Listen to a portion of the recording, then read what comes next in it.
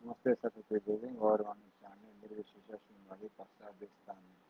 जय श्री कृष्ण चैतन्य प्रभु नित्यानंद श्री अद्वैत दयानंद श्री वसंत गोविंद। हरे कृष्णा कृष्णा कृष्णा हरे हरे हरे राम राम राम हरे हरे हरे कृष्णा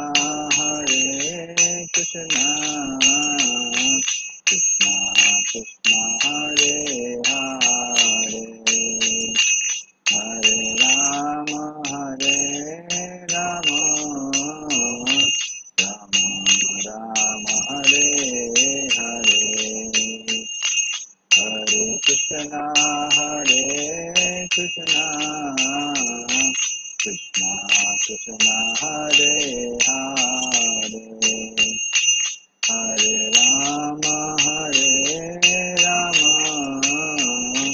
राम राम हरे हरे हरे कृष्णा कृष्णा कृष्णा हरे हरे हरे राम राम राम हरे हरे हरे कृष्णा कृष्णा कृष्णा हरे हरे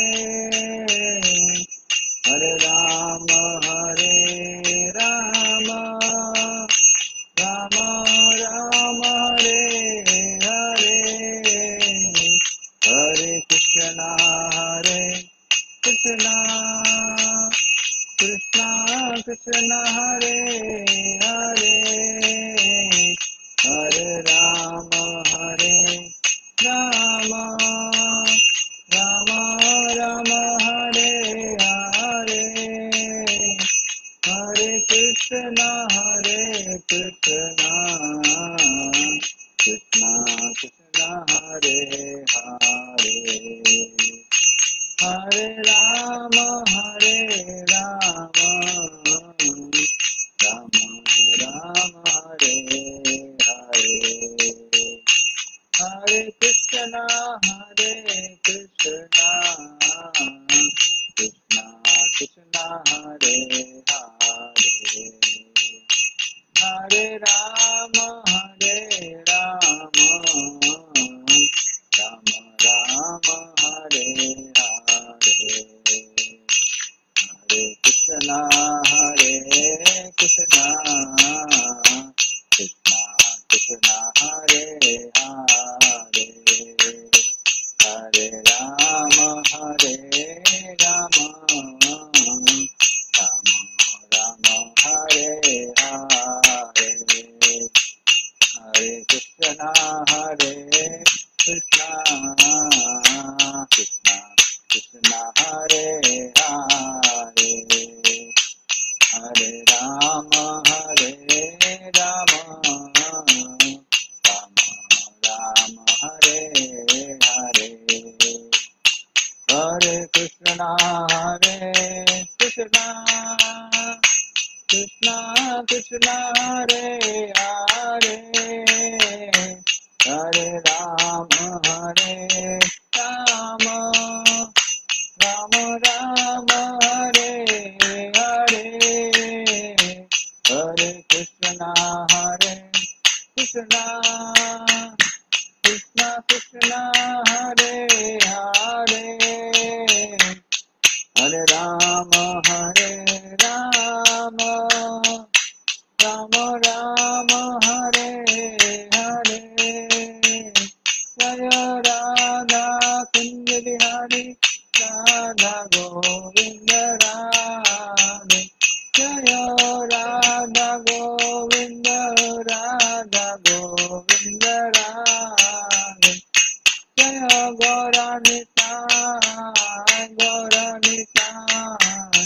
गौरनिताय जय निता जय जगन्नाथ जगन्नाथ बलदेवा जय सुभद्रा जय जय प्रभुपा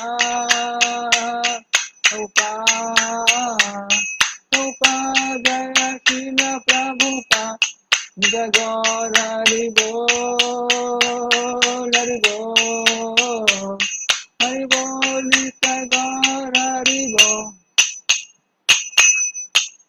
हरिनाम संकीर्तन की गोपाल की।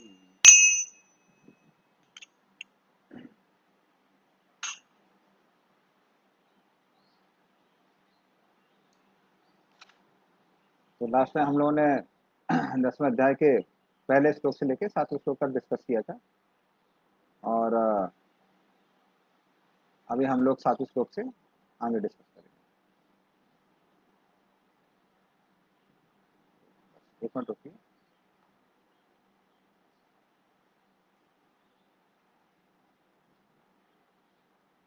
तो उससे पहले हम लोग क्या करते हैं, उससे पहले हम लोग प्रार्थना करेंगे।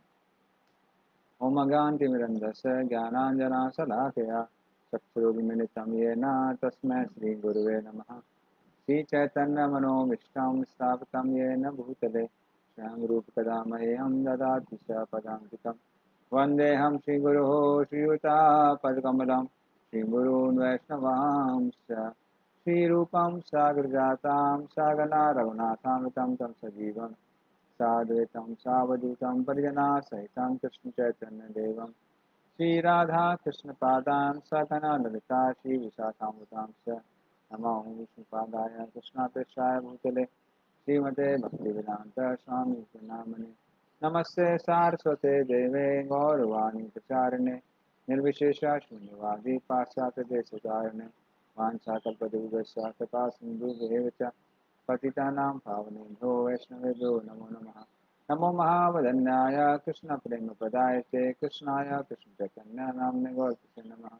हे कृष्ण करुणा सिंधु दीनबंधु जगतपते गोक्षा गोपिकान्त राधाकान्त नमोस्तुते सप्तकाञ्चन गौरांगी श्रीराधे वृंदावनेश्वरी वृषभानुसुते सुते देवी प्रणमामि हरिप्रिय निवासाय नित्याय परमात्मने बलभद्र सुभद्राभ्यां जगन्नाथाय ते नमः। जय श्री कृष्ण चैतन्य प्रभु नित्यानंद श्री अद्वैत गदाधर शिवासादि गौर भक्तवृंद हरे कृष्णा कृष्णा कृष्णा हरे हरे हरे राम राम राम हरे हरे हरे हरे कृष्ण।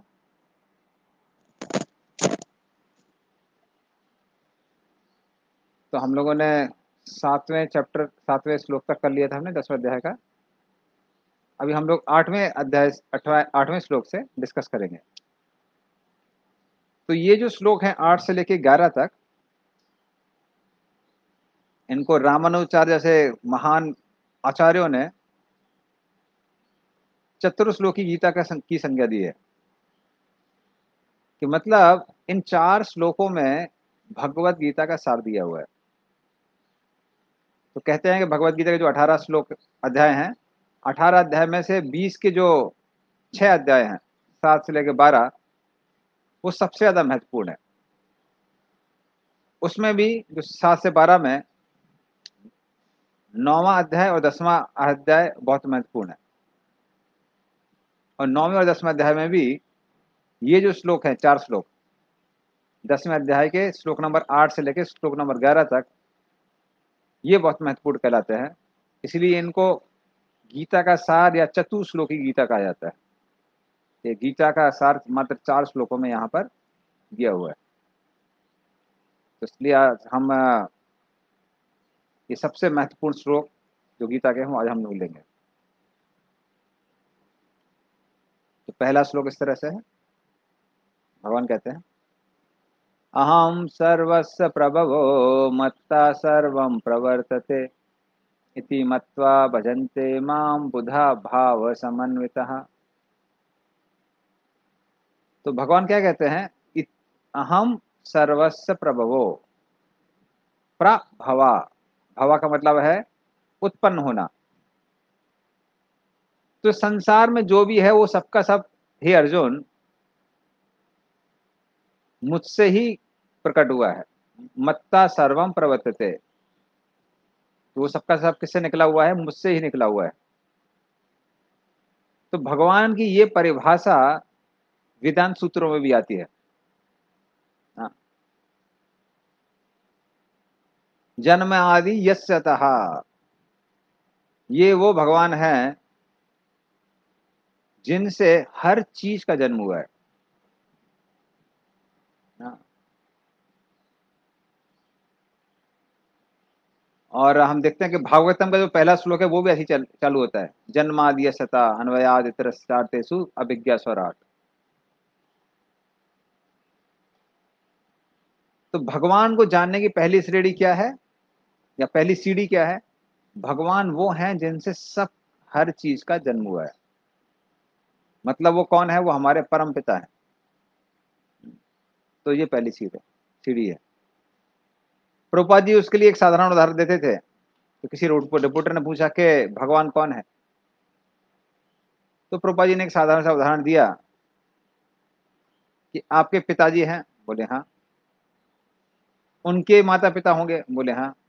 बोले उनके भी माता पिता होंगे, बोले हाँ। तो कह रहे इस तरह से आप देखेंगे हर किसी के माता पिता हैं, किंतु जिस व्यक्ति के माता पिता नहीं है उसको भगवान कहते हैं। तो हम देखते हैं कि जैसे इस ब्रह्मांड में परम पिता है, वो है ब्रह्मा जी। और वो ब्रह्मा जी कहाँ से निकले हैं? वो भगवान विष्णु से निकले हैं। तो ब्रह्मा, भगवान विष्णु के नाभि से नाभि कमल निकलता है, उस कमल के ऊपर ब्रह्मा जी का जन्म होता है। तो इस तरह से वेदों के द्वारा हमको बहुत क्लियर है कि हमारा जन्म किससे हुआ है? ब्रह्मा से हुआ है। और जो भौतिकवादी लोग हैं वो उसको नहीं मानते, कई बार जो मॉडर्न लोग हैं, तो वो कहते हैं कि हमारा जन्म बंदर से हुआ है, जिसको डार्विन थ्योरी कहते हैं। किंतु हमारे एक भक्त हैं जिनका नाम है आ, दुष्कर्मा प्रभु। हाँ, तो उन्होंने एक बुक लिखी है जिसका नाम है फॉरबिडन आर्कियोलॉजी। तो जब वो क्लास 10th में ही थे, तो प्रभुपाद की बुक पढ़ के इतना कन्विंस हो गए कि सब कुछ छोड़ छाड़ के इसको फुल टाइम ज्वाइन कर लिया और ब्रह्मचारी बन गए। लेकिन एक बार वो प्रभुपाद जी की पुस्तक में पढ़ रहे थे, वहां लिखा हुआ था कि अगर आप डार्विन की थ्योरी को डिफीट करेंगे तो आपका आध्यात्मिक विकास होगा। तो उन्होंने सोचा कि हमको डार्विन की थ्योरी डिफीट करनी चाहिए। तो डार्विन की थ्योरी के अनुसार सबसे पहले एक अमीबा आया, और अमीबा से एक एक करके नए नए प्राणी आते रहे, बढ़ते रहे बढ़ते रहे बढ़ते रहे। जैसा उसको कहने का मतलब, कहना क्या है कि मान लीजिए जिराफ कैसे आया, तो वो कहने लगा कि कुछ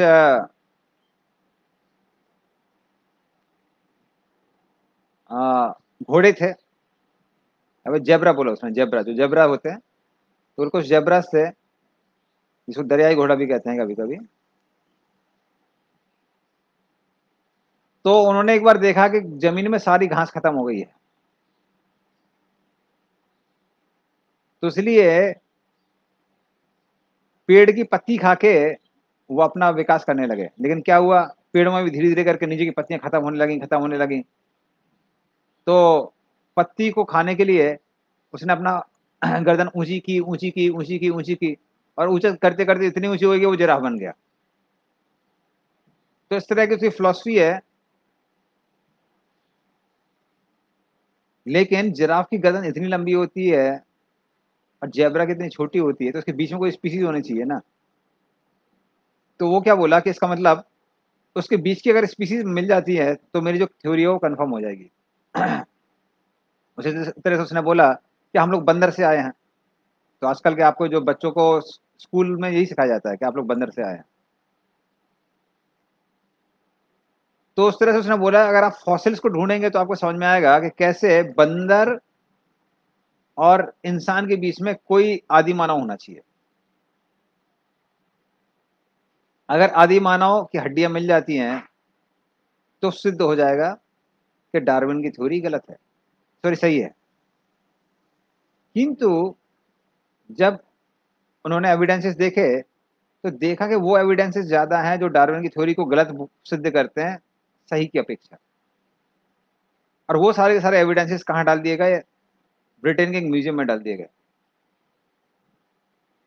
तो हमारे दुत्कर प्रभु ने क्या किया, अंडरग्राउंड जाके वहां उस म्यूजियम में गए और वो सारे के सारे जो डेटा थे उसको कलेक्ट किया और फिर एक किताब ली जिसका नाम था फॉरबिडन आर्कियोलॉजी, जिसमें बताया गया कि बंदर और मनुष्य आज भी हैं, 10,000 साल पहले भी थे और 4 लाख साल पहले भी थे। तो इससे सिद्ध क्या होता है कि बंदर हमेशा थे, इंसान हमेशा था, कभी भी इंसान बंदर से नहीं आया। लेकिन इन चीजों को छुपाया जा रहा था क्योंकि उनके ऊपर रिसर्च हो चुकी थी और उसके नाम पर बहुत सारे लोगों का परिवार चल रहा था, इसलिए उन सब चीजों को छुपाया जा रहा था। जिसको दिक्कत वहां प्रूव ने उसको सिद्ध किया। तो भले ही वो 10th के बाद उन्होंने कॉलेज ड्रॉप आउट थे, लेकिन उस किताब की वजह से वो इतने पॉपुलर हो गए कि उनका नाम खासकर उस समय में विश्व के टॉप 10 आर्कियोलॉजिस्ट में आ गया, जबकि उन्होंने कभी कोई आर्कियोलॉजिकल सर्वे किया नहीं है। हाँ, उनका वैसे कर्मी नाम है माइकल एक्रीमो। हाँ, तो उन्होंने ये बुक लिखी थी फॉरबिडन आर्कियोलॉजी। आप लोग भी कभी कभी उसमें देख सकते हैं इंटरनेट में डाल के। तो लोगों ने बोला ठीक है डार्विन थ्योरी गलत है, तो सही थ्योरी क्या है? तो उन्होंने एक दूसरी किताब लिखी जिसका नाम है ह्यूमन डेवोल्यूशन। मतलब हम लोग ब्रह्मा की औलाद हैं, हम बंदर की औलाद नहीं है। तो उसमें वो एक स्टेटमेंट लिखते हैं, we are fallen angels, we are not evolve monkeys. तो इस तरह से वो बोलते हैं उसमें। तो इसी तरह से एक बार बात चल रही थी, एक छोटा सा बच्चा था, उसने अपनी माँ से पूछा कि माँ, हम लोग कहाँ से आए हैं, हमारे पूर्वज कौन थे? तो माँ कहने लगी हमारे पूर्वज तो ब्रह्मा से, हम सब लोग ब्रह्मा से आए हैं। तो ब्रह्मा जी हमारे जो हैं वो परम पिता हैं। तो लड़का बोलने लगा लेकिन जो हमारे पिताजी हैं, पिताजी तो कहते हैं कि हम बंदर से आए थे। तो माँ बोलती है दोनों सही है, हमारे जो पूर्वज हैं तुम्हारी माँ की साइड के वो सब ब्रह्मा से आए हैं और जो तुम्हारे पिताजी की साइड के वो सब बंदर से आए हैं। तो इस तरह से दोनों के दोनों सही है। लेकिन गीता से हमको समझ में आता है, भगवत गीता से, कि भगवान क्या बोल रहे हैं, अहम सर्वस्य प्रभो मत्ता सर्वम प्रवर्तते। हम सबके सब कहाँ से आए हैं? भगवान से आए हैं। और सारे पदार्थ ही कहाँ से आए हैं? भगवान से ही आए हैं। तो इसको जानते हुए इति मत्वा भजन्ते माम बुधा भाव समन्विता। तो जो इस बात का के ऊपर एकदम कन्विंस हो जाता है वो क्या करता है? वो मेरा भजन करता है, मेरा भक्त बन जाता है। और फिर ऐसा बुद्धिमान व्यक्ति जिसको भगवान बुधा बोल रहे हैं, बुधा का मतलब है बुद्धिमान। तो जो बुद्धा लोग बोलते हैं ना, वो भी शब्द वहीं से आया, भगवान बुद्ध जो बुद्धिमान है। तो भाव समन्विता, वो पूरे भाव के साथ में क्या करता है फिर? मेरी पूजा करता है। हाँ, तो इस तरह से भगवान कृष्ण बोलते हैं। और प्रभुपाद जी तात्पर्य में जो Bhagavad Gita as it is है, उसमें बहुत सारे पुराणों से और बल्कि उपनिषद से कोट करते हैं कैसे कृष्ण ही भगवान है। जैसे कि नारायण उपनिषद में दिया हुआ है, क्या दिया हुआ है? नारायणात् ब्रह्मा जायते, नारायणात् प्रजापति प्रजायते, नारायणात् इंद्रो जायते, नारायणात् अष्टु वसवो जायन्ते, नारायणात् एकादश रुद्र जायन्ते, नारायणात् द्वादश आदित्याः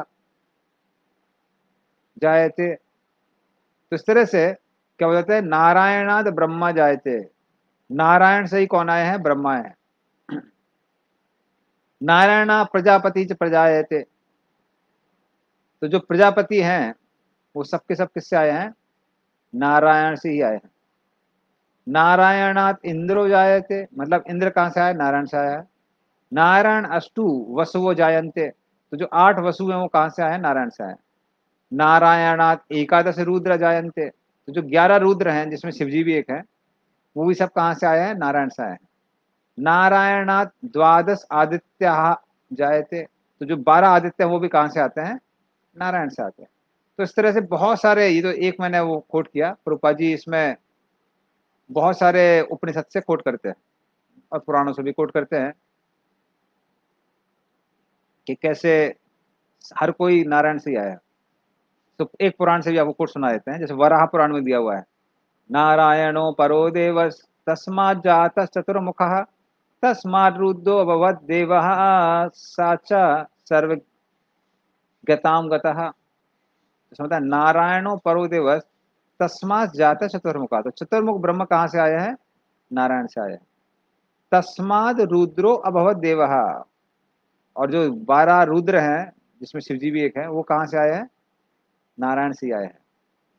साचा सर्वगताम गतः, तो इस तरह से सारी चीजें कहाँ से आई हैं, भगवान नारायण से ही आई है। तो इस तरह से जो व्यक्ति ये समझ जाता है कि कृष्ण ही भगवान है, वो भगवान की भक्ति पूर्ण भावना के साथ करता है, पूरे भाव के साथ करता है। और कैसे भक्ति करता है, ये भगवान ने अगले श्लोक में बताया।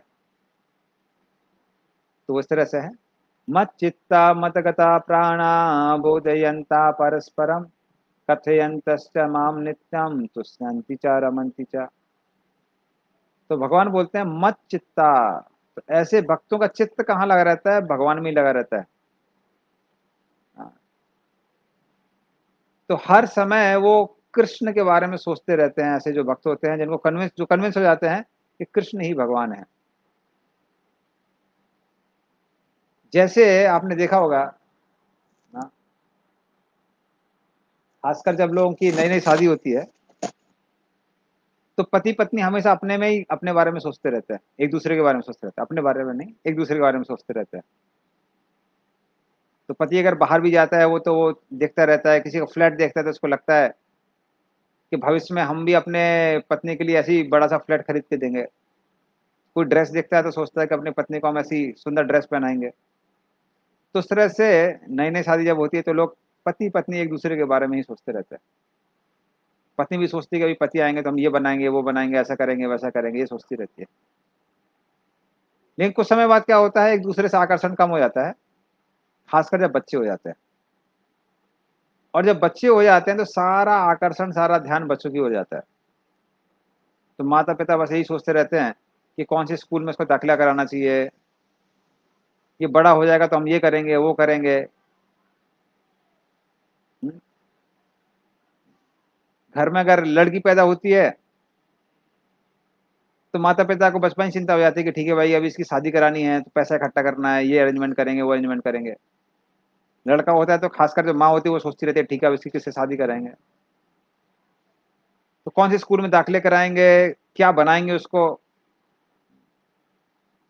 तो कभी माँ बोलती है कि इसको हम वो बनाएंगे, इंजीनियर बनाएंगे, पिताजी बोलते हैं नहीं नहीं डॉक्टर बनाएंगे। तो इस तरह से सारी जो चेतना है वो कहाँ लग जाती है, बच्चों में चली जाती है। और आदमी जब काम करने जाता है तब उसकी चेतना कहाँ रहती है, पैसे के ऊपर रहती है और फैमिली मेंबर्स पे रहती है। तो वो भले ही बॉस का काम करता है, लेकिन काम जो करता है उसकी चेतना ये रहती है कि मैं ऐसा काम करूंगा कि मुझे पैसा मिलेगा और उस पैसे से मैं अपने घर वालों का भरण पोषण करूंगा। तो इस तरह से व्यक्ति कुछ भी कर रहा हो, चेतना कहाँ रहती है, परिवारजनों पर रहती है। तो उसी तरह से जो भक्त होते हैं, भगवान बता रहे हैं मत चित्ता, उनका पूरा चेतना कहाँ रहती है, कृष्ण की ओर रहती है। तो कुछ भी कर रहे हैं उनको ये लगा रहता है कि बस ये मैं कर रहा हूं, इससे मैं कृष्ण की सेवा अच्छे से कैसे कर सकता हूं। तो मत चित्ता। और फिर भगवान बोलते हैं मदगत प्राणा। मदगत प्राण का मतलब क्या है, अगर वो शरीर में प्राण भी रख रहे हैं तो वो इसलिए रख रहे हैं कृष्ण की भक्ति के लिए। मतलब अगर उनको बोल दिया जाए कि आप कृष्ण की भक्ति मत कीजिए, तो वो लोग क्या बोलेंगे, फिर जीने का क्या फायदा है। तो जी भी रहे हैं वो किसके लिए, कृष्ण के लिए ही जी रहे हैं। और कृष्ण की भक्ति करने का मौका नहीं है तो उनके लिए जीवन भी व्यर्थ ही दिखाई पड़ता है ऐसे भक्तों के साथ। तो मत चित्ता मत गत प्राणा, तो इस तरह से वो हमेशा कृष्ण का चिंतन करते रहते हैं, जीवन भी जीते हैं वो किसके लिए, कृष्ण के लिए जीते हैं। फिर बोधयंता परस्परम, और आपस में वो क्या करते हैं, कृष्ण के बारे में बातचीत करते रहते हैं। तो बोधयंता परस्परम, एक दूसरे से वो कृष्ण की चर्चा करते रहते हैं। हाँ, और अन्य जो लोग हैं जो भक्त नहीं है उनको भी कृष्ण के बारे में बताते हैं, कृष्ण के बारे में प्रचार करते हैं। बोधयंता परस्परम, और कथ्यंत माम नित्यम, और क्या करते हैं, मेरी कथा करते हैं एक दूसरे से। और कितनी करते हैं, नित्यम, हमेशा वो कृष्ण के बारे में कथा करते रहते हैं। जब भी वो किसी से इंटरेक्ट करते हैं, खासकर भक्त लोग आपस में इंटरेक्ट करते हैं, और वो कथा करने से उनको उतना आनंद प्राप्त होता है जिसमें बोलते हैं, भक्त कृष्ण बोलते हैं तुष्यंती चा रमंती चा। तो इस तरह से पूर्ण रूप से संतुष्ट हो जाते हैं और पूर्ण रूप से आनंद में रहते हैं। तो कृष्ण कथा में ये रस है कि जब हम कृष्ण की लीलाओं की चर्चा करते हैं एक दूसरे से, तो क्या होता है, वो रस मिलता है जिसकी वजह से व्यक्ति पूर्ण रूप से संतुष्ट हो सकता है। हाँ। तो हम दुनिया में ये अलग अलग चीजों को प्राप्त करने का प्रयास कर रहे हैं क्योंकि जीवन में असंतुष्टि है, इसलिए हम कभी सोचते हैं, भारत के लोग सोचते हैं, बांग्लादेश के लोग सोचते हैं भारत आएंगे, भारत के लोग सोचते हैं कि हम लोग अमेरिका जाएंगे, और अमेरिका के लोग सोचते हैं कि हम लोग चंद्रमा जाएंगे। तो हर जगह हर लोग, सब लोग अलग अलग जगह जाकर सोचते हैं कि वहां पर हम संतुष्ट हो जाएंगे, किंतु कहीं भी जाकर व्यक्ति संतुष्ट होने वाला नहीं है, क्योंकि संतुष्टि मन की संतुष्टि है, और वो तब संतुष्टि प्राप्त होती है जब व्यक्ति कृष्ण की कथा करता है और उसमें रमता है।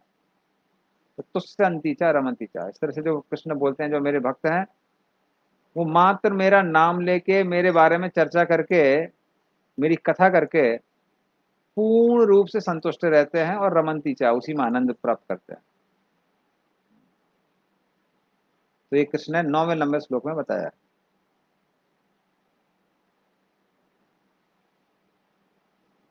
तो इसलिए भक्तों को क्या करना चाहिए, समय निकाल के कुछ समय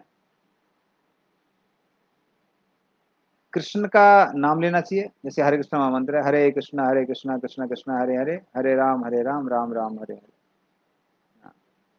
और साथ में क्या करना चाहिए, कुछ समय निकाल के भगवान के बारे में पढ़ना चाहिए, जैसे गीता भागवत है, और हो सके तो सुनना चाहिए, या फिर अगर नहीं पढ़ पा रहे हैं, पढ़ने का टाइम नहीं, तो कम से कम सुनना चाहिए। तो अगर अभी आप मेरे फेसबुक पेज में जाएंगे तो बहुत सारे लेक्चर हैं, उसको आप सुन सकते हैं। नेट पे जाएंगे तो प्रभुपा जी के बहुत सारे लेक्चर हैं। तो इस तरह से कृष्ण के बारे में आप क्या कर सकते हैं, सुन सकते हैं। हाँ। तो इस तरह से मेरे भक्त कृष्ण बोलते हैं कि मात्र वो मेरे लिए ही जीते हैं और बात करते करते आनंद प्राप्त करते हैं। तो प्रभुपा जी उदाहरण देते हैं कि खासकर जब भक्त लोग बहुत एडवांस हो जाते हैं तो उनको कृष्ण की चर्चा करने में उतना आनंद आता है जैसे एक तरुण और तरुणी को एक दूसरे से बात करने में आनंद आता है। जैसे हमने बताया, नवविवाहिता जो पति पत्नी होते हैं उनको एक दूसरे बात करने में बहुत मजा आता है। हाँ। तो उसी तरह से भक्त लोग जब कृष्ण के बारे में सुनते हैं और खासकर थोड़े एडवांस हो जाते हैं तो कृष्ण की चर्चा करने में वो वैसे ही आनंद प्राप्त करते हैं। तो ये प्रभुपा जी इसमें तात्पर्य में उदाहरण देते हैं। और फिर जो चतुर्श्लोकी गीता का तीसरा श्लोक है, क्योंकि अर्जुन के मन में प्रश्न आता कि हे भगवान, मैं समझ गया कि आपके भक्त कन्विंस हैं कि आप भगवान हैं, और आपके बारे में चर्चा करके, आपके बारे में सोच के, आपका स्मरण करके, आपकी कथा का पान करते हुए वो लोग बहुत आनंद में रहते हैं। किंतु वो आध्यात्मिक जीवन में विकास कैसे करेंगे जब तक उनको ज्ञान प्राप्त नहीं होगा? तो जब तक इस संसार से उनकी आसक्ति रहेगी, तब वो आध्यात्मिक जीवन में प्रगति कैसे कर सकते हैं? तो ये कैसे संभव है? ऐसा कैसे होगा? तो उसके लिए कृष्ण क्या करते हैं? उसके लिए कृष्ण फिर अगला श्लोक बोलते हैं। तो वो इस तरह से है, तेषां सततयुक्तानां भजतां प्रीतिपूर्वकं तदामि बुद्धि योगम तम येन माम उपयान्ति ते। तो भगवान क्या कहते हैं? तेषां सतत युक्तानां, तो जो लोग हमेशा मुझसे युक्त रहते हैं, किसके माध्यम से? भजताम प्रीति पूर्वकम, मतलब प्रेम से मेरा भजन करते रहते हैं। भजन मतलब भक्ति। तो प्रेम पूर्वक जो भक्त 24 घंटा कृष्ण की भक्ति करते रहते हैं, तो वो भी संभव है किसके माध्यम से? ध्वनि के माध्यम से। हम हरे कृष्ण महामंत्र गुनगुना रहे हैं, कीर्तन सुन रहे हैं, कृष्ण की कथा सुन रहे हैं, तो इस तरह से हम हमेशा कृष्ण से जुड़े रह सकते हैं। तो इस तरह से कृष्ण बोलते हैं जो हमेशा मुझसे जुड़ा रहता है, लेकिन वो जुड़ाव कैसा होना चाहिए? प्रीति पूर्वकम, वो प्रीति के साथ में होना चाहिए। जैसे कंस भी हर समय कृष्ण के बारे में ही सोचता था। तो कंस ने पहले ही भविष्यवाणी सुनी हुई थी, जिसको देववाणी कहते हैं, ओरेकल, देववाणी। तो जब वो अपनी बहन देवकी के विवाह के बाद में देवकी को वसुदेव के घर छोड़ने के लिए जा रहा था, तो आकाशवाणी होती है, देवता लोग वाणी करते हैं। तो वो कहते हैं, आकाशवाणी होती है कि हे मूर्ख, जिस बहन को आज तू विदाई के समय लेके जा रहा है रथ को हाँकते हुए, उसी का 8वां पुत्र तेरी मृत्यु का कारण बनेगा। तो कंस जब ऐसा सुनता है, तुरंत जो रथ हाँक रहा था उसको, रथ को रोकता है, देवकी के बाल पकड़ता है और उसको मारने के लिए उतावला हो जाता है। तब वसुदेव जी बोलते हैं, तुमको पुत्र से चिंता है ना, 8वां पुत्र छोड़ो, मैं देवकी के सारे पुत्र तुमको दूंगा। और क्योंकि वसुदेव जी कभी झूठ नहीं बोलते थे, कंस ने देवकी को छोड़ दिया। तो उसके बाद क्या हुआ, जब कंस ने सुना कि देवकी का 8वां पुत्र मेरा वध करने वाला है, तो हर समय वो विष्णु के बारे में सोचता रहता था कि विष्णु अभी आएगा देवकी का 8वां पुत्र बन के और मुझे मारेगा। तो वो इतना भयभीत था कि कुछ भी देखता था उसको कृष्ण याद आ रहे थे। मान लीजिए आसमान में देख रहा है गहरे नीले रंग के बादल आ रहे हैं, तो उसको लगता है कृष्ण वो आ रहा है, विष्णु आ रहा है, विष्णु आ रहा है।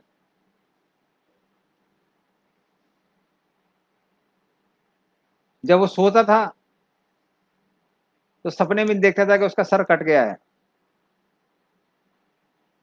तो बड़ा भयभीत हो जाता है, अरे विष्णु ने मेरा सर काट दिया। अभी ये तर्क वाली बात है कि अगर आपका सर कट गया है तो आप देख कैसे सकते हैं? लेकिन जब व्यक्ति बहुत भयभीत हो जाता है, उन्माद में चला जाता है, तो उसको ऐसी चीजें दिखाई देती हैं। तो सर से कंस देखता था कि उसका सर कट गया है। उसकी पत्नी आती थी, हाँ, सिद्धि और प्राप्ति, तो उसको लगता था कि कृष्ण बलराम आ रहे हैं। तो इस तरह से 24 घंटा वो कृष्ण भावना भावित था, किंतु वो प्रीति पूर्वक नहीं था। लेकिन भक्त जो भगवान की पूजा करता है वो किसके कैसा करता है? प्रीति पूर्वकम, कृष्ण बोलते हैं कि भजताम प्रीति पूर्वकम, तेसाम सतत युक्तानाम भजताम प्रीति पूर्वकम। और ऐसे भक्तों को भगवान क्या करते हैं, ददामी बुद्धि योगम तम, उनको भगवान बुद्धि प्राप्त करते हैं, देते हैं। किसके लिए, ये न माम उपयांतिते, ताकि वो कृष्ण के पास वापस जा सके। तो आगे क्या करना है क्या नहीं करना है उसकी बुद्धि कौन देता है, कृष्ण देते हैं। तो वैसे भक्त लोग ऐसा नहीं है मूर्ख होते हैं।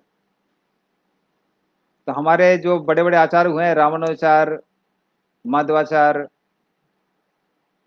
विष्णु स्वामी, निम्बरकाचार्य, चैतन्य महाप्रभु, ये अपने समय के सबसे प्रगाढ़ पंडित थे। और आज भी आप देख सकते हैं कि इस्कॉन में बहुत सारे पढ़े लिखे लोग बहुत आते हैं ना। खासकर हम लोग जब IIT में थे तो हमारे ज्यादातर भक्त लोग डिपार्टमेंट टॉपर थे। तो सबसे बुद्धिमान लोग कृष्ण के शरण ग्रहण करते हैं।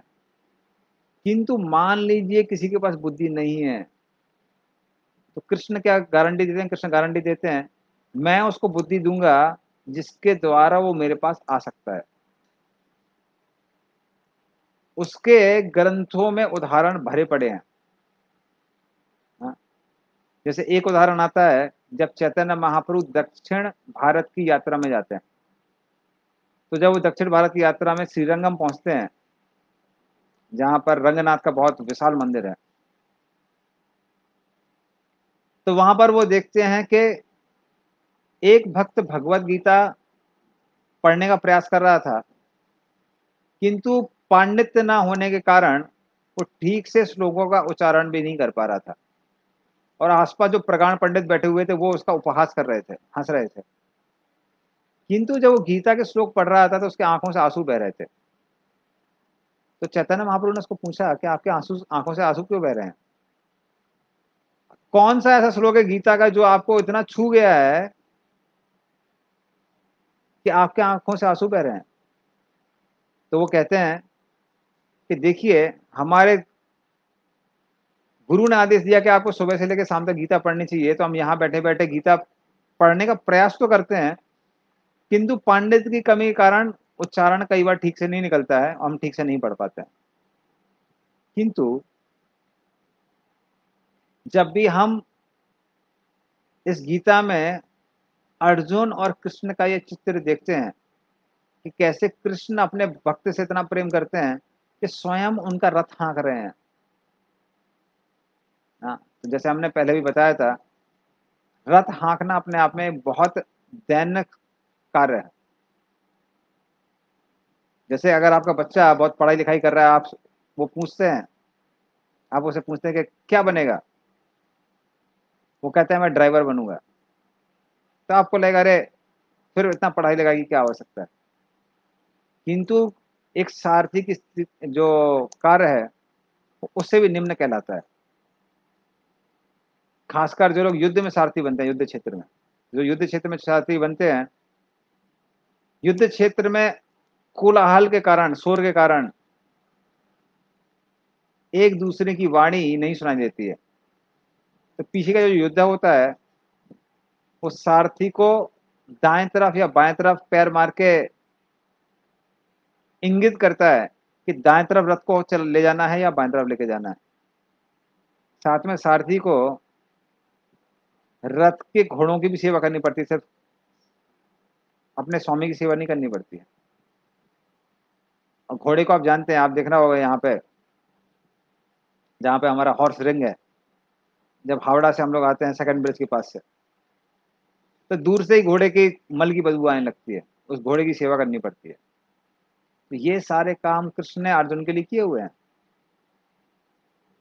तो ये भक्त क्या कहता है कि जब भी मैं इस दृश्य को देखता हूं, कैसे कृष्ण अपने भक्त की भक्ति के अधीन होकर इतना निम्न कार्य कर रहे हैं, तो मेरी आंखों में आंसू आ जाते हैं। तो चैतन्य महाप्रभु कहते हैं कि ये जो पंडित तुमको आसपास दिख रहे हैं, भले ही वो गीता का ठीक से उच्चारण कर पाते हैं, उनके अर्थ को समझ पाते हैं, किंतु उनको गीता समझ में नहीं आई है। गीता मात्र तुमको समझ में आई है। क्यों? क्योंकि अपने गुरु में तुम्हारी निष्ठा है और तुम गुरु के आदेशों का ठीक से पालन कर रहे हो, इसलिए तुमको वो भक्ति भाव प्राप्त हुआ है जो इन सब लोगों को प्राप्त नहीं हुआ है। तो इस तरह से अगर भक्त बहुत बुद्धिमान भी नहीं है किंतु कृष्ण का भजन ठीक से करता है, कृष्ण के बारे में सुनता है, कृष्ण का नाम लेता है, कीर्तन करता है, तो उसको भगवान वो बुद्धि प्रदान करते हैं जिसके द्वारा वह व्यक्ति वापस कृष्ण के पास आ सकता है। तो ददामि बुद्धि योगम तम ये न माम उपयंति। और ये तो मैंने उस भक्त के बारे में बात की। अन्य पशु पक्षियों का तो कहना ही क्या है। अभी जटायु ने कौन से ग्रंथ पढ़े थे? हाँ, या फिर गजेंद्र ने कौन से ग्रंथ पढ़े थे? हाँ, हालांकि गजेंद्र ने पूर्व जन्म में पढ़े थे, वो इंद्रदुम्न महाराज के रूप में। किंतु अगर कोई किसी के अंदर भक्ति है तो भगवान उसको फिर चिंता करने की आवश्यकता नहीं है। कृष्ण वो मार्ग बतला देते हैं जिसके द्वारा व्यक्ति कृष्ण के पास पहुंच सकता है। तो ये न माम उपयंति थे, तो ये कृष्ण यहाँ पर बता रहे हैं। तो अगर कोई ज्यादा बुद्धिमान नहीं है फिर भी उसको मार्ग मिलेगा। और जनरली हमको भक्तों का साथ मिल ही जाता है, तो भक्त लोग बता देते हैं, हमारा मार्गदर्शन कर देते हैं क्या करना चाहिए क्या नहीं करना चाहिए। तो अगर वो मौका मिल रहा है तो उसको छोड़ना नहीं चाहिए कि भाई हम सिर्फ भजन कर रहे हैं और हमको सब कुछ समझ में आ जाएगा। नहीं समझ में आ रहा है तो भक्तों को कॉल करना चाहिए और भक्त आपका मार्गदर्शन कर सकते हैं कि जीवन में क्या करना है क्या नहीं करना है। और इस तरह से फिर भगवान आखिरी श्लोक बोलते हैं कि उनको वो मार्ग दिखता किससे है, कैसे दिखता है। मात्र भजन कर रहे हैं और मार्ग दिख रहा है, वो कैसे दिखता है? तो वो भगवान 11 नंबर श्लोक में बताते हैं।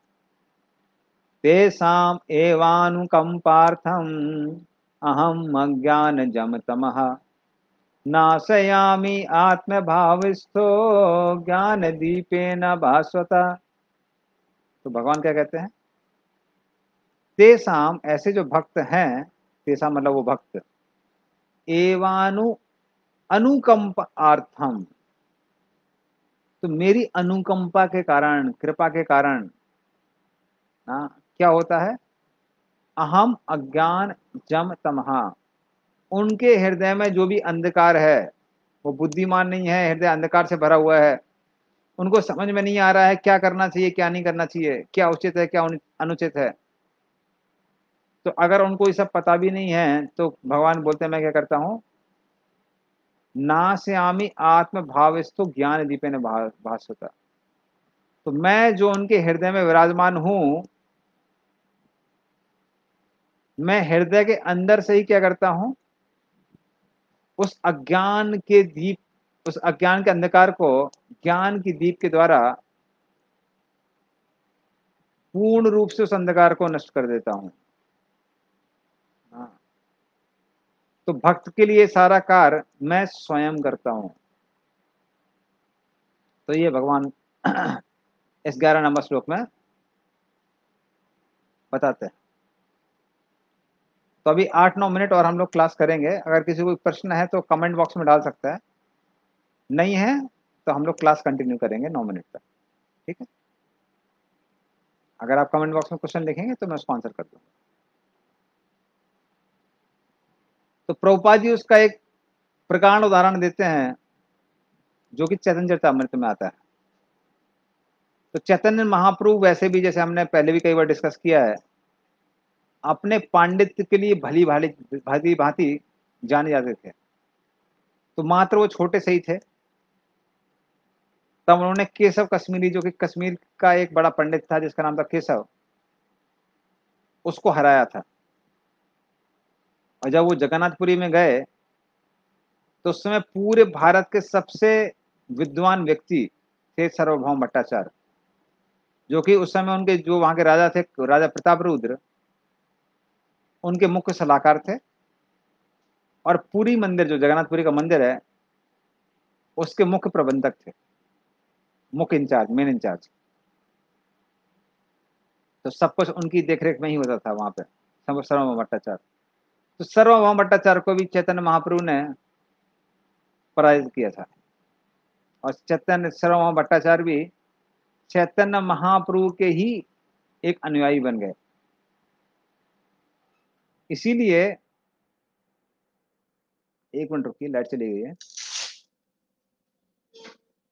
ओके, इसलिए चैतन्य महाप्रभु सर्वभौम भट्टाचार्य को पराजित करने के बाद बहुत प्रसिद्ध हो गए थे पूरे भारत में। सबको पता था कि चैतन्य महाप्रभु जैसा प्रगाढ़ पंडित पूरे पृथ्वी पर नहीं है।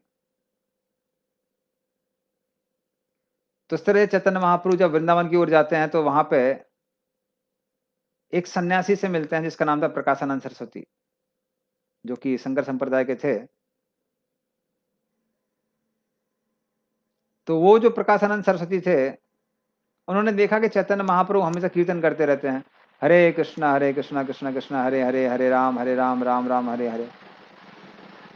और उस समय तक जो सन्यासी हुआ करते थे वो साधारण लोगों से ज्यादा मिक्स नहीं होते थे। आज भी आप देखेंगे बहुत सारे सन्यासी हैं, वो साधारण लोगों से मिक्स नहीं होते हैं, उनसे बातचीत नहीं करते हैं, एकदम अलग रहते हैं, क्योंकि उनको डर लगा रहता है कि इन लोगों के साथ में हम लोग रहेंगे तो हम भी संसार से आसक्त हो जाएंगे और फिर हमारा उद्धार नहीं हो पाएगा। लेकिन जब उन्होंने देखा कि चैतन्य महाप्रभु ये हरे कृष्णा कीर्तन कर रहे हैं, भाव विभोर होके बाकी लोगों को भी कीर्तन करवा रहे हैं, तो उनको कुछ हजम नहीं हुआ कि अरे इतने विद्वान पंडित होने के कारण इनको हमारे साथ बैठ के वेदांत का पाठ करना चाहिए, ये लोग इन भावकों के साथ में इस तरह से नृत्य क्यों कर रहे हैं। तो उसलिए इस तरह से वो क्या कर रहे थे, चैतन्य महाप्रभु की निंदा कर रहे थे, कह रहे ये असली सन्यासी नहीं है, ये तो इन लोगों के साथ में भावकों के साथ में नाचता रहता है, गाता रहता है। तो उसकी निंदा जब चल रही थी तो वो हमारे भक्त जो थे वहां पे, चंद्रशेखर आचार्य, हाँ, उनके कान में जाती है। तो वो उसको सहन नहीं कर पा रहे थे। और तपन मिश्रा, दो लोग थे, चंद्रशेखर आचार्य और तपन मिश्रा, तो उनके कान में जाते, वो सहन नहीं कर पा रहे थे। वो महाप्रभु से कहते हैं, महाप्रभु अब हमसे व्यथा नहीं सहन हो रही है, आप क्या करिए, कुछ ऐसा करिए जिसके द्वारा आप उनको पराजित कर दें, ताकि वो लोग ऐसी वाणी का प्रयोग ना करें। तो चैतन्य महाप्रभु उनको संतुष्ट करने के लिए अरेंजमेंट करते हैं। उसी समय एक ब्राह्मण वहां पर आता है और चैतन्य महाप्रभु को इनविटेशन देता है कि आप हमारे घर में भोजन करिए। और वहां पर प्रकाशानंद सरस्वती, जो कि बहुत विख्यात हैं, और उनके 10,000 शिष्य थे प्रकाशानंद सरस्वती के, कह रहे उन सब लोगों के लिए हमने भोजन का, प्रसाद का अरेंजमेंट किया है, आप सब साथ में आइए। और चैतन्य महाप्रभु तुरंत रेडी हो जाते हैं। और वहां पहुंचने के बाद में चैतन्य महाप्रभु उस स्थान पर बैठते हैं जहां पर लोग अपने पैर धोया करते थे। तो वो देख के प्रकाशानंद सरस्वती आश्चर्यचकित हो जाता है। और उस समय चैतन्य महाप्रभु, क्योंकि चैतन्य महाप्रभु स्वयं कृष्ण है, भगवान है, उनके शरीर से आभा जो निकलती है वो हजारों सूर्य की तरह दिख रही थी। तो वो देख के वो लोग और भी प्रभावित हो गए कि लगता है साधारण व्यक्ति नहीं है, लगता है नारायण स्वयं आए हैं। तो प्रकाशानंद सरस्वती बोलते हैं कि ये अशुद्ध जगह में, अशुचि जगह में आप, ये जगह आपके बैठने के लायक नहीं है, कृपया करके ऊपर बैठिए। और प्रकाशानंद सरस्वती उस समय क्या करते हैं, चैतन्य महाप्रभु का हाथ पकड़ के उनको ऊपर उठाते हैं और उचित स्थान देते हैं। इस तरह से चैतन्य महाप्रभु प्रकाशानंद सरस्वती को भक्ति करने का मौका देते हैं। और जब इस तरह से प्रकाशानंद सरस्वती भक्ति करते हैं, तब वो कृष्ण के बारे में समझने के लायक हो जाते हैं। और फिर उनके बीच में डिबेट होती है, जिसका थोड़ा सा वर्णन हम सुनेंगे। तो एक प्रश्न जो वो पूछते हैं प्रकाशानंद सरस्वती, वो कहते हैं आप तो महान सन्यासी हैं, आपको हमारे साथ वेदांत पढ़ना चाहिए। आप क्या हरे कृष्णा करके, हरे कृष्णा करते करते नाच रहे हैं, गा रहे हैं, तो अच्छी बात नहीं है। तो चैतन्य महाप्रभु अपने बारे में बताते हैं, कहते हैं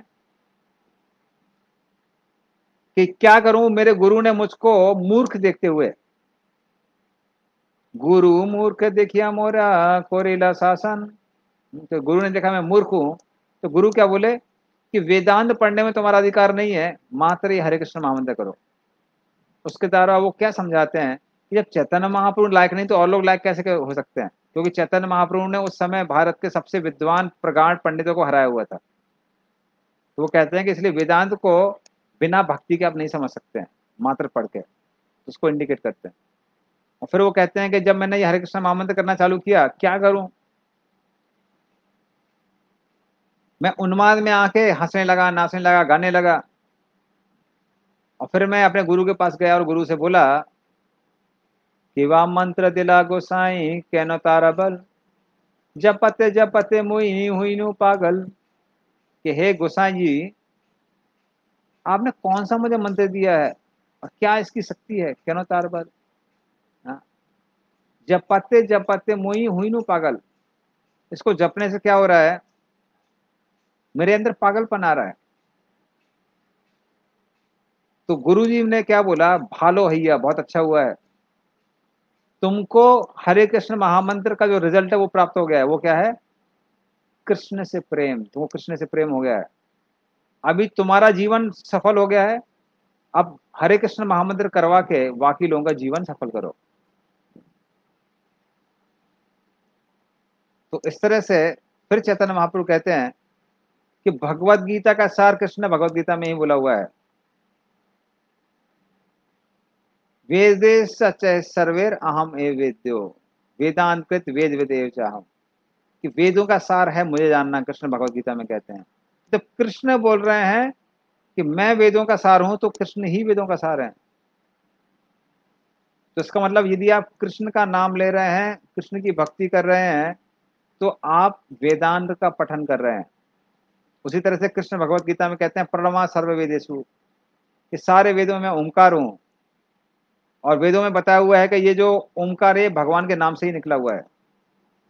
जैसे हम कृष्ण का नाम लेते हैं, राम का नाम लेते हैं, इसी में से ओंकार निकला हुआ है। तो उस तरह से वो कहते हैं कि जब सारे वेद ओंकार से निकले और ओंकार भगवान के नाम से निकला हुआ है, कृष्ण और राम के नाम से निकला हुआ है, तो जब मैं कृष्ण और नाम का नाम ले रहा हूँ इस हरे कृष्ण महामंत्र में, हरे कृष्ण कृष्ण कृष्ण हरे हरे, हरे राम राम राम हरे हरे, तो मैं क्या कर रहा हूँ, मैं वेदांत पढ़ रहा हूँ, वेदों का सारा सार पढ़ रहा हूँ। तो इसलिए जब मैं वेदों का सार समझ गया हूँ, तो फिर क्यों ना मैं हरे कृष्ण महामंत्र करूं। तो इस तरह से प्रकाशानंद सरस्वती और उनके दशार्थ से भी चैतन्य महाप्रभु के शिष्य बन जाते हैं वाराणसी में। हाँ। तो इस तरह से इस श्लोक में भगवान बताते हैं कि जो भक्त कृष्ण का नाम लेते हैं, जैसे हरे कृष्ण महामंत्र के द्वारा गीता पढ़ते हैं, भागवत पढ़ते हैं, भगवान की सेवा करते हैं, उनको किसी चीज की चिंता करने की आवश्यकता नहीं है।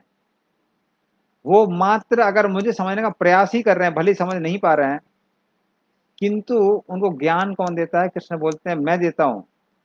और इनको वापस अपने पास लाने की जिम्मेदारी किसकी है, कृष्ण बोलते हैं ये न माम उपयंति थे, ये पहले भी बोल चुके हैं पिछले श्लोक में, कि उनको अपने पास बुलाने की जिम्मेदारी किसकी है, मेरी जिम्मेदारी है।